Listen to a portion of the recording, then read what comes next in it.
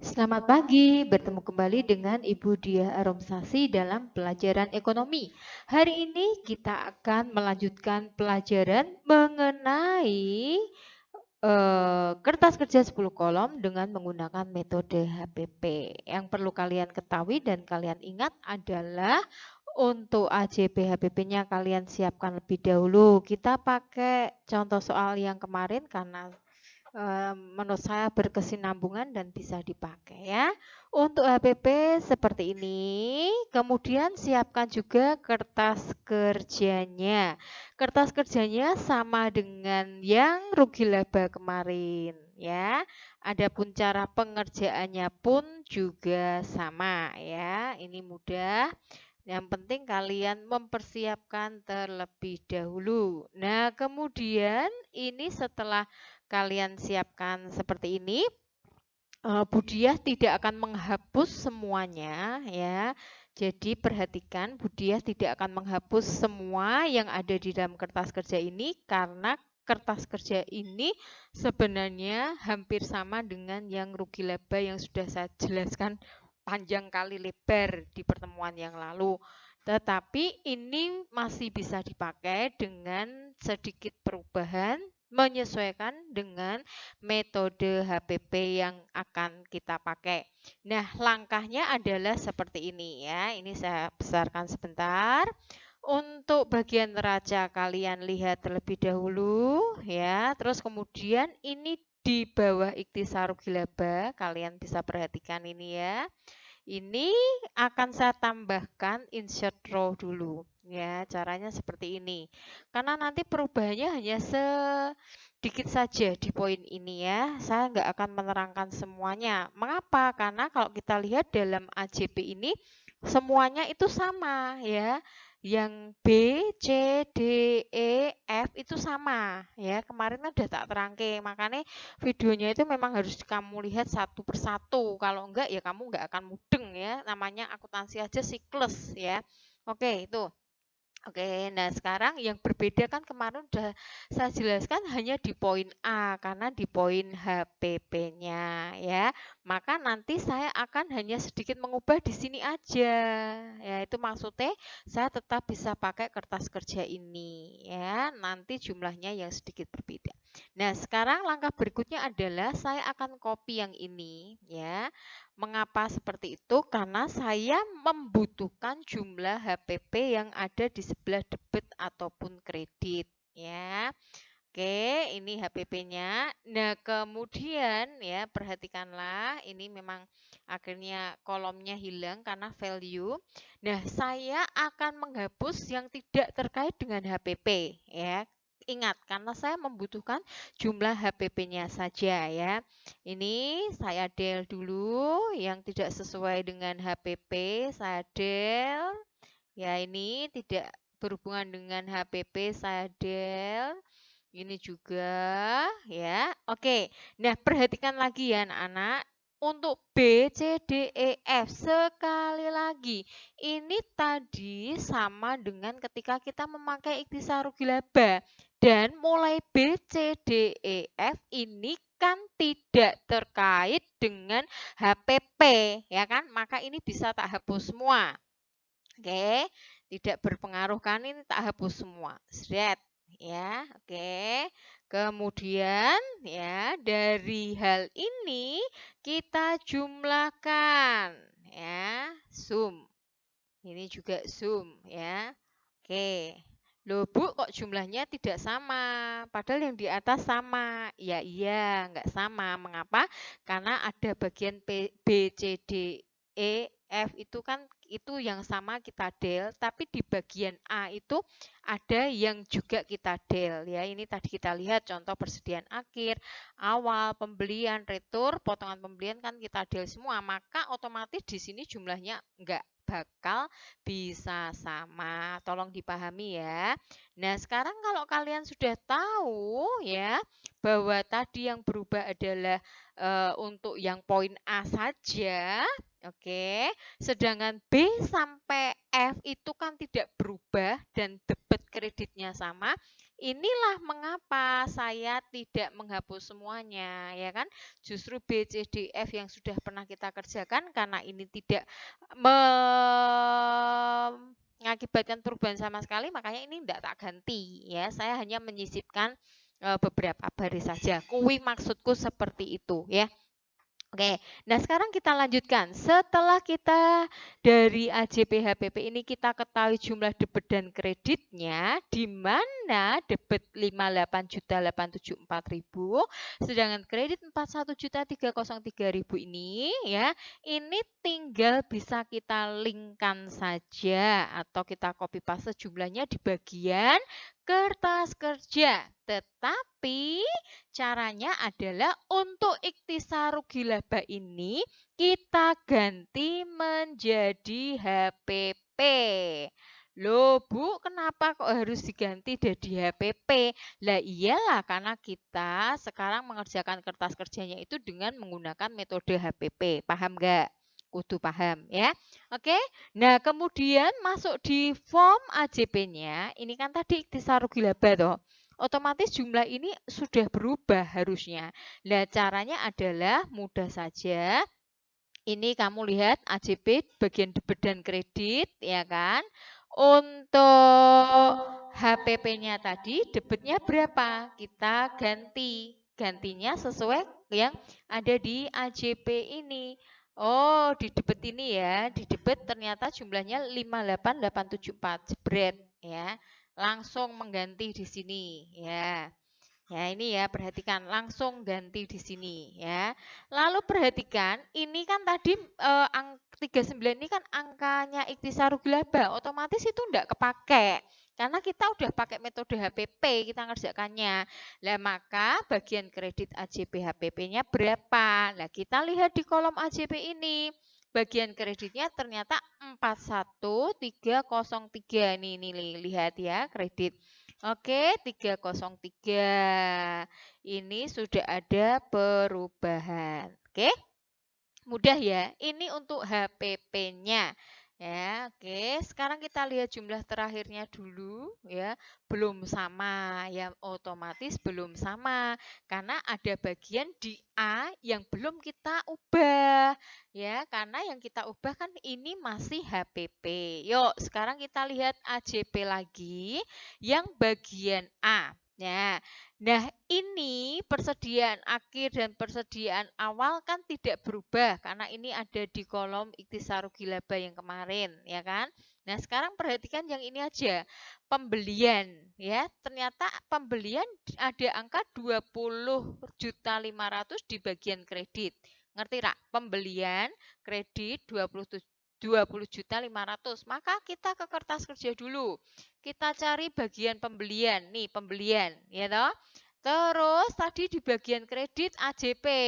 Ya, berarti kita di sini AJP bagian kredit, tapi bagian pembelian ya. Ini geser ke sini dulu. Ya. Ini kredit ya. Oke, kreditnya di sini angkanya berapa? Sesuai AJP ini tadi. Ya, pembeliannya 20.500 ya. Ini tak kasih tanda ini ya. Jadi kalian tahu perbedaannya ya. Ini 20.500 termasuk ini tak kasih tanda ini merah ya. 20.500 perubahannya. Oke, mudah ya. Nah, kemudian apalagi yang berubah ya toh? Nah, kita lihat AJP lagi yang berubah ternyata ada retur pembelian. Perhatikan, di sebelah mana retur pembelian ini? Debit, Bu, 660 ya. Oke, sekarang retur pembelian ini toh sudah ketemu angka ini di 512, tapi di sebelah debit tadi angkanya berapa? 660.000 ini ya. Oke, jadi ini tak beri merah juga ya. Nah, seperti ini. Ini perubahannya.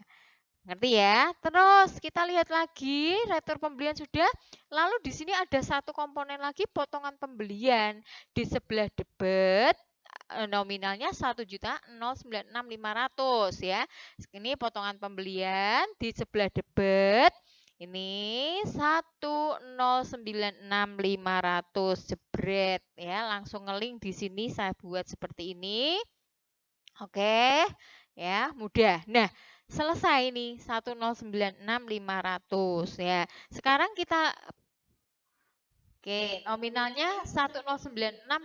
Sekarang kita pastikan lagi. Oh, ini sudah B, C, D, E, F. Ini tadi kan nggak ada hubungannya HPP. Berarti tetap, wong ini tadi kita menghapus untuk mengetahui nilainya HPP ya. Ini B, C, D, E, F kan di kertas kerja ini tetap, ya kan? Nih coba perhatikan ini B, C, D, E, F ini tetap nggak ada perubahan.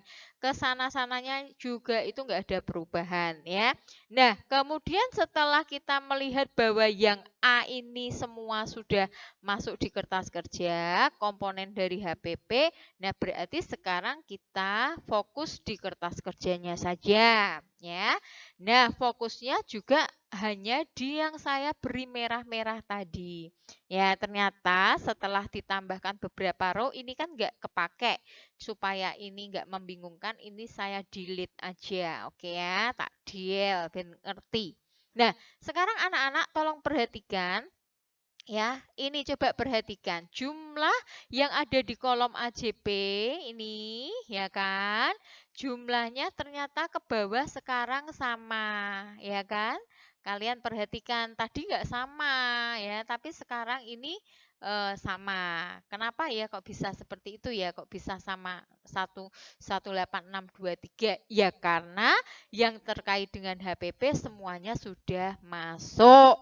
Ya, yang mana yang masuk? Yang tadi sudah tak beri warna-warna merah seperti ini untuk pengingat. Oke. Terima kasih ya. Jadi ini kok sampai di sini, makanya di sini itu kita nggak perlu mengubah semuanya atau menghapus semuanya ya. Oke. Oke, jadi ini yang berubah aja.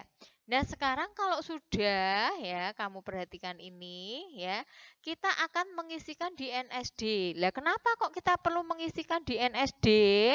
Ya, karena kamu perhatikan jumlah yang ada di NSD ini menjadi tidak sama atau tidak seimbang. Yang di sebelah debit 466 sekian, yang di sebelah kredit 448 sekian. Lagi kan berarti Jiono yang perlu dites, cek, koreksi karena debit kreditnya tidak sama, ya kan? Ya, oke. Karena kalau nanti debit kredit nggak sama, ya ke belakang ini nih juga nggak sama. Wes, ini nggak usah dilihat sih, nanti kamu pusing. Nah, sekarang cara melihatnya bagaimana? Tadi udah tak kasih tanda merah atau tanda-tanda. Nah, sekarang hanya kita lihat di bagian itu aja dengan konsep saldo normal. Saldo normal ki sing piye? Debit ketemu debit main, debit ketemu debit ketemu debit plus, debit ketemu kredit main, kredit ketemu kredit plus, kemudian kredit ketemu debit adalah main. Wes, pokoknya itu mbok bawa selama kamu belajar akuntansi gitu ya. Kecuali besok kamu udah nggak belajar ya oke, nggak apa-apa, lupakan aja ya kan. Oke, nah sekarang perhatikan ya. NSD ini yang ada tanda merahnya ini yang akan kita ubah ya. Nah, sekarang perhatikanlah di neraca itu ada angka 20.500.000 sebelah mana? Debit, ya kan? Ini perhatikan, debit.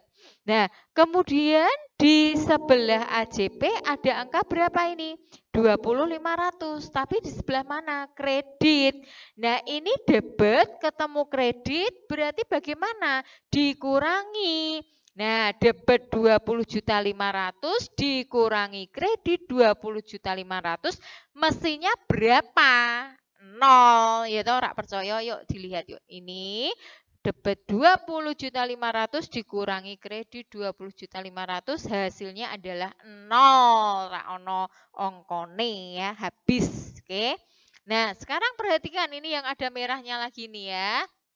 Ini saya besarkan. Nah, ini ada retur pembelian ya kan di kredit 660 ya. AJP-nya debit 660. Kredit ketemu debit bagaimana? Kredit ketemu debit kan main. Berarti sama dengan ini angka 660-nya harusnya kita perbaiki ini ya. Kredit 660 ketemu debit 660 berarti di min. Maka hasilnya adalah 0 ya, habis. Oke. Nah, oke, sekarang ini ada tanda merah lagi ya. Tanda merah ini 1096. Nah, sekarang perhatikan ya, ini neraca kredit 1096 ketemu AJP debit 1096. Kredit ketemu debit bagaimana? Dikurangi. Berarti ini harusnya begini. Kredit 1096 dikurangi debit 1096. Ya. Hasilnya berapa? 0, ya kan? Oke. Nah, sekarang perhatikan yang tanda merah ini lagi ya, karena ini tadi yang berubah-ubah ya kan. Nah, sekarang kamu perhatikan untuk kolom NSD-nya ini sudah ada perubahan belum? Sudah toh, ya toh, debit 58874 ini juga sama.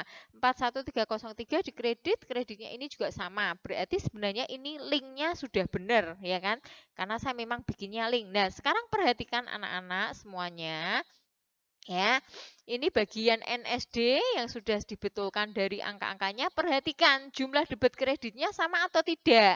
Sama, Bu. Benar, berarti beres ya. Kalau tadi belum sama ya benar karena antara neraca dan AJP itu kan belum mengalami penyesuaian di kolom neraca. Makanya nggak sama. Lah kalau ini kan berarti sekarang sama, no problem ya. Pekerjaannya sama seperti yang ketika kita belajar kertas kerja untuk yang rugi laba ya. Jadi neracanya sama, ini perhatikan, terus AJP-nya sama, perhatikan, kemudian NSD-nya sama, perhatikan ya. Sama toh, ya toh. Ini kalau sama sampai di sini nilainya hanya 60 ya. Kalau mau 100 harus sama sampai belakang. Oke. Nah, sekarang perhatikan karena ini Budia juga tadi kan link modelnya, ya kan? Berarti ini nggak mengubah angka langsung ya. Nih, selesai. Yang di sini juga karena link ini sudah ada perubahannya, sudah nggak ada angka-angkanya. Ternyata ke belakang hasilnya juga sama, ya toh, untuk yang rugi laba dan yang neraca termasuk untuk bagian saldonya sama. Oke, selesai mata kuliah.